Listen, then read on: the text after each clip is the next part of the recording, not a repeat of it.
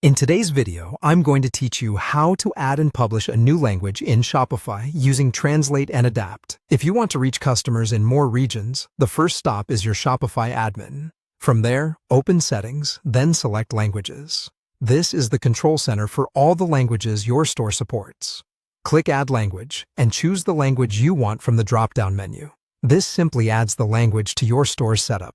It doesn't make it visible to customers yet, so you can work safely without affecting your live storefront.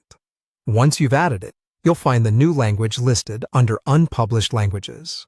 Next to it, click Translate. This opens the Translate and Adapt app, which is where you'll do the actual translating. Inside the app, you can choose between manual translation, ideal when you want full control over tone and terminology, or automatic machine translation, which can quickly translate a lot of content for many languages. You can translate key areas like your homepage, product pages, collections, and blog posts. So start with the pages that matter most for your customers. As you translate, take a moment to review important details such as product titles, descriptions, and collection names.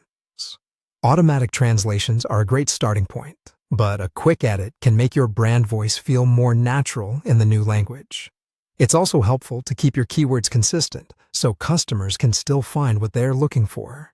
When you've covered your essential content, use the preview option to see how the translated store will look.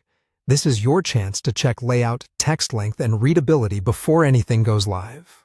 If something looks off, like a headline wrapping to a new line or a button label feeling too long, adjust it in the app and preview again until it feels right. When you're happy with the translations, it's time to publish. Go back to Settings, then Languages.